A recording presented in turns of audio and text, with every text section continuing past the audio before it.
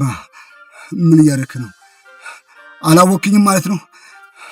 እኮ ኮማንደር ነኝ። አዎ አንተ ነፍሰ ገዳይ ነህ።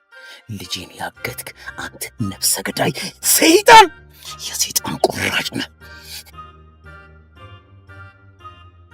ሲምባ ይህን ስለት ከአንገቴ ላይ ዞር አድርገው እባክህ። በህይወት መቆየት የምትፈልግ ከሆነ ዞር አድርግልኝ። ይሄ እኮ ወንጀል ነው። ልገድልህ ነው የመጣሁት። ልጄን ካለቀክ እገድልሃለሁ። ምንም የምሳሳለት ህይወት የለም። ተግባባ? ሰማኝ ሲምባ፣ በስለቱ እየጎዳኝ ነው። ተረጋጋ እባክህ። በሰላም ማውራት እንችላለን። አሁን አንገትን በጥሼ ከመጣሌ በፊት ስልኩን አውጣና ልጄ ልቀቀው። ቶሎ ደውል። ሄሎ፣ በቃ ልጁን ልቀቁት። ወሬውን ተውና ልጁን ልቀቁት አልኩ እኮ። በቃ አቅጣጫ ተቀይሯል። አሁን ወደ ሁለተኛው እንገባለን። እያንዳንዱን ነገር ትናገራለህ። ተግባባን? እያንዳንዱን ነገር። አሁን ሸጠቦን እንዴት እንደገደልክ እያንዳንዱን ነገር ትናገራለህ። እንዴት እንደፈጸምክ መስማት ፈልጋለሁ። ቀጥል። ምን? ፈጽሞ አላደርገውም። ፈጽሞ። ትሰማኛለህ? የምርጫ ጉዳይ አይደለም። ተናዘዝ። አንገትን በጥስልሃለሁ። በህይወት ቁማር ውስጥ ሁልጊዜ ሌሎች ያጠምዱ የሚኖሩ አዳኞች አንድ ቀን ራሳቸው ሰለባ ሆነው በአንገታቸው ላይ ስለት ሲያርፍባቸው የሚያሳይ ድንጋጤ እጥፍ ነው። ዛሬ በከተማዋ ስውር ማዕዘን ውስጥ ፍርሃትና በቀል ነግሷል። ልጁን ለማዳን ህጉን በገዛ እጁ የጻፈው ሲምባ የስልጣን ጥጋብ ያሰረውን ኮማንደሩን በቁም አግቶታል። በሌላ በኩል ደግሞ የሮማን ክፋት መረብ አሁንም በሚሊዮኖች የሚቆጠር የኮንትሮባንድ ንግድ ላይ ተዘርግቷል። በከፍተኛ ፍርሃትና በቆራጥነት ድምጽ ነው ዳጊና ሲምባ በፖሊሶችና ባልታወቁ የታጠቁ ሰዎች ሊታገቱ እየታደኑ ነው። ስልኩን አንስቶ ሄሎ አባዬ፣ ድምጽ እኮ ይቆራረጣል ሲል ሲምባ ፖሊሶቹ ሊይዙኝ ነው ይመስለኛል፣ እንዲገሉኝ ነው ኮማንደሩ ትዕዛዝ የሰጣቸው፣ እያሳደዱኝ ነው፣ እየተኮሱብኝ ነበር እኮ ዳጊ እባክህ የሆነ ቦታ ተደበቅ ሲለው፣ ነገር ግን ስልኩ ድንገት ይቋረጣል። ዳጊ በኮማንደሩ ሰዎች ስውር መረብ እጅ ይወድቃል። በኮማንደሩ ሰዎች ዳጊ የያዙት አባቱን እጅ እንዲሰጥ ያስገድዱታል። አባትህ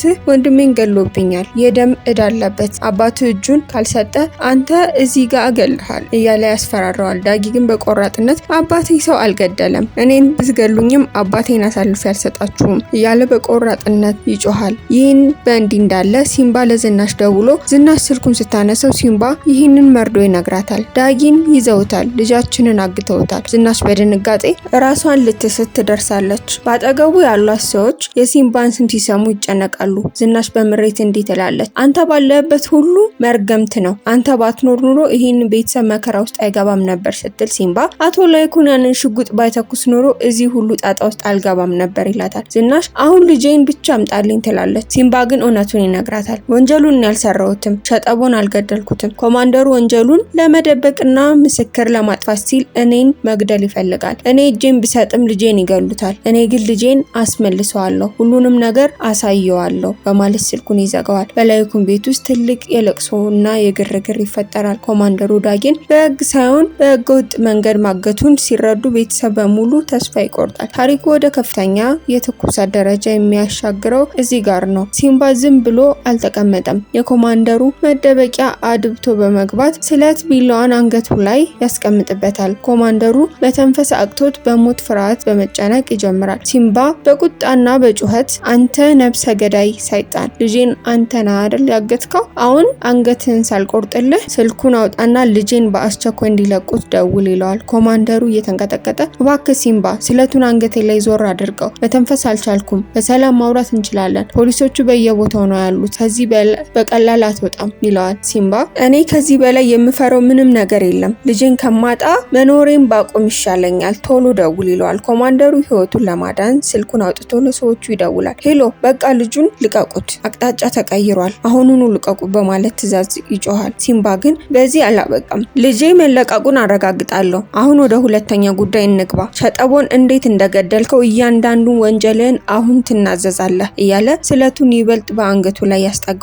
ኮማንደሩ በፍጹም አልናዘዝም ቢልም በሲምባ እጅ የወደቀው ህይወቱ ግን የመጨረሻ ሰዓት ላይ ደርሳለች። በሌላ በኩል ደግሞ ሮማን በሚሊዮኖች የሚቆጠሩ የኮንትሮባንድ ቢዝነስ ለመስራት ከአቶ ተሰማ በሚስጥር ልታሳምነው ትሞክራለች። መድኃኒቶቹ ከቀረጥ ነጻ በማስገባት የጉምሩክ ኃላፊውን በቅናሽ ዋጋ እንደያዘችው ትነግረዋለች። ሮማን ይህንን ቢዝነስ ከኔ ጋር ለመስራት ለምን ፈራ? ወይስ ሀብታም መሆን አትፈልግም? እያወሩ ያሉ ስለ ብዙ ሚሊዮኖች ነው። ማህበረሰቡን እስካልጎዳ ድረስ ከመንግስት ቀረጥ የተወሰነ ገንዘብ ምን ችግር አለው? እኛ እንከብርበታለን። አቶ ተሰማ ግን የላይኩን የቅርብ ጓደኛ በመሆናቸው ታማኝነቱን አይሸጥም። አቶ ተሰማ ቢዝነስ እንስራ እንጂ ወንጀል እንስራ አላልኩም። የላይኩን በሌለበት ምንም ነገር አላደርግም። እኔ እና እሱ ጓደኝነት ከገንዘብ በላይ ነው። እኔ ህሊና አለኝ። ላይኩን ሳያውቅ ምንም ነገር አላደርግም በማለት የሮማንን የክፋት ሴራ ውድቅ ያደርገዋል። አምራን እና ዶክተር ፋኑኤል ያለፈውን የሞተችው ሚስቱንና ልጁን ትዝታ እያስታወሰ ሲቆዝም አምራን እያጽናናችው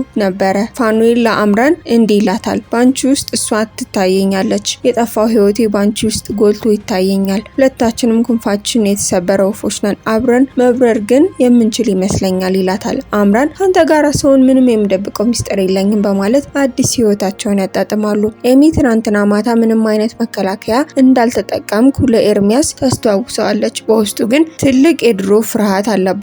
ያኔ በታመመች ጊዜ ጽንሱ ተቋርጦ ውርጃ ተከስቶ ስለነበረ አሁን ድጋሚ መውለድ ባልችልስ የሚል ስጋት አለባት። ኤሚ በጭንቀት በነገራችን ላይ ምንም አይነት መከላከያ እንዳልተጠቀምኩ ታውቃለህ አይደል? እኔ የምሬን እኮ ነው። እንዲያውም ባረግዝ በጣም ነው ደስ የሚለኝ። ነገር ግን የድሮ ፍርሃት የመጣብኝ ያኔ ታመሜ ጽንሱ ስለተቋረጠ አሁን መውለድ ባልችልስ ትለዋለች። ኤርሚያስ ሊያረጋጋት እየሞከረ እባክሽ ያኔ እኮ በጣም ያለፈ ነገር ነው፣ በዚህ ልክ ራስሽን ማስጨነቅ የለብሽም ይላታል። ኤሚ በደለኝነት ስሜት እየተሰማት ውርጃ እኮ በጣም ትልቅ ኃጢአት ነው፣ በዛ ጥፋቴ ፈጣሪ ልጅ ቢቀጣኝስ ትላለች። ኤርሚያስ ያን ባታደርጊ ኑሮ ህይወትሽ አደጋ ላይ ይሆን ነበረ። ፈጣሪን መፈታተን ጥሩ አይደለም። ቆይ እስኪ አንቺ ብትሞቺ ጽንሱ የሚተርፍ ይመስልሻል?